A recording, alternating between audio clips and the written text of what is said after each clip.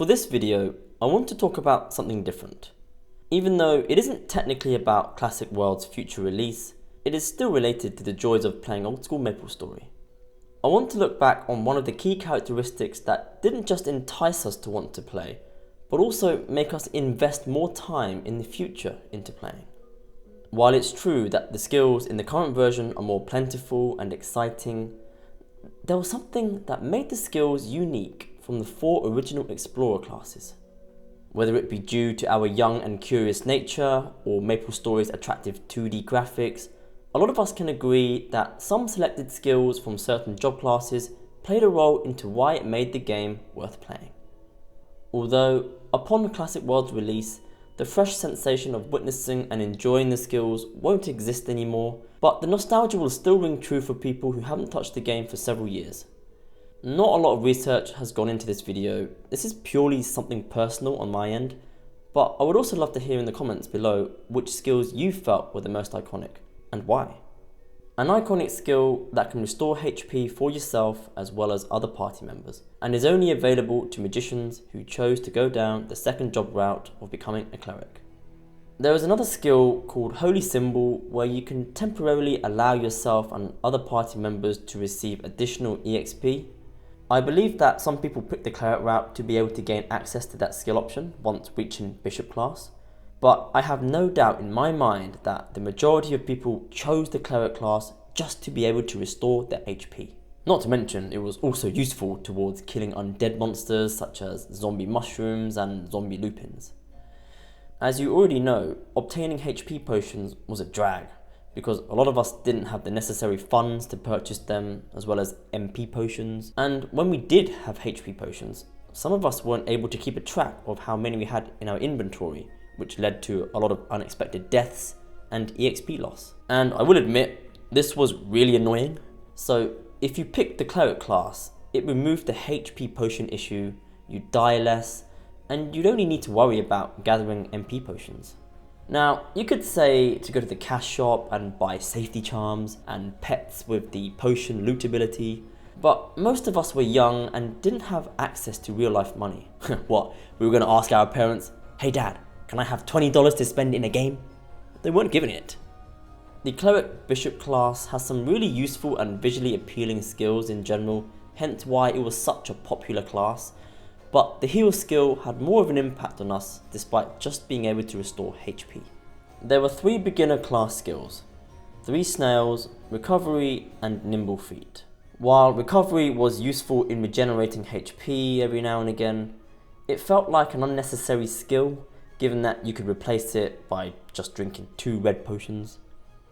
3 snails was slightly more useful as a beginner because you could hurl snail shells to attack monsters from a distance. The green shells do 10 damage, blue shells 25, and the red shells 40.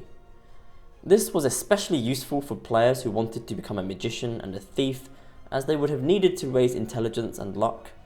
They found it difficult to complete the Maple Island quests, as they didn't have the strength required to quickly kill monsters. I'm sure a lot of you can remember how much of a nuisance it was to complete that quest where you needed to obtain 10 orange mushroom caps. But having the snail shell skill massively helped. The only problem with the skill was that you would need to gather the shells by killing snails. While it was easy to use up a shell by activating the skill, it was quite tedious for certain beginners to obtain them back. But by far the most memorable beginner skill was Nimble Feet, where it enabled your character to move around quickly for a short amount of time.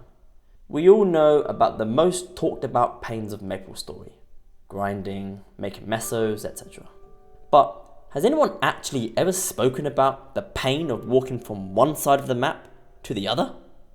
The bog standard 100% speed felt so slow that on some days I just wanted to pull my hair out. Nimble Feet, however, helped us out so much that we continued to use it through our time leveling through first job and even past second job. It was that useful of a skill. Its older brother Haste also deserves a mention. This was also such a good skill because you could max out your speed at 140% and jump at 120%. Warriors and bowmen could only get haste if they were in a party, and to them, feeling the haste sensation felt like you're on steroids. Over time though, nimble feet became obsolete because people started to address the issue of being slow by gathering speed and jump equipment such as Red Whip and Bone Helmet. Regardless though, it was still a good and memorable skill. This skill is used by a bandit, which is an option for second job advancement for a thief.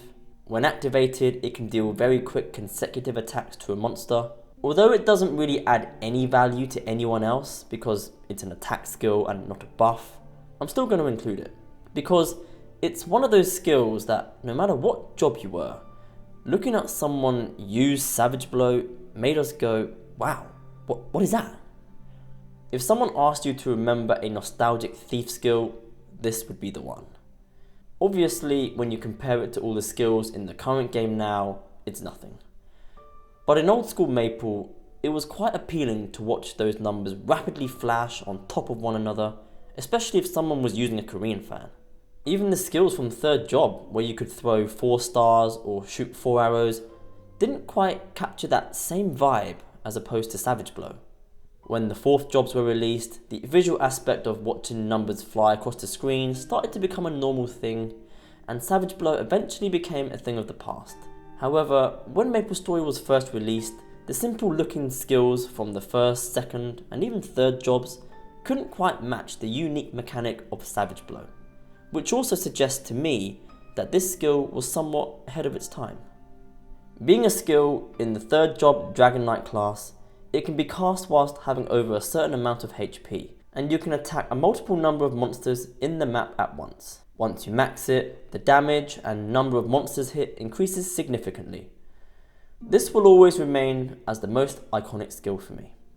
Hands down, this was the only reason why I chose to make my main character a Dragon Knight. Before migrating to Maplestory Europe, the time I spent in my early days of global Maplestory was nothing but confusion. I initially chose to be a warrior and was recommended by a friend to go down the fighter/hero route because apparently they were really strong late game. But every time I went into Hennessy's Hunting Ground 1 and saw someone let off a dragon's roar, it just looked so cool. The way they were able to kill all those monsters at once and steal the kills from noobs, it was that impressive that it sold me on the spot. I knew that from that day forward, this would be the class that I want to spend the next 4 years on Maplestory Europe dedicating time to. It was going to be a long journey to get to that level before maxing the skill, but it was a target that I set for myself and I knew that it would be worth it. And when I had finally reached that target, it felt so good to go into a high mob map place such as Pig Beach and Hennessy's Hunting Ground 1 just to unleash the roar on those monsters and also kill steal from the noobs. In some ways, it felt a bit surreal to be on the other end. Upon first impression, you may be confused into understanding why this would hold as a memory to treasure, but just like everyone else who played, they too have their own stories with their selected skills in which they have grown fond of.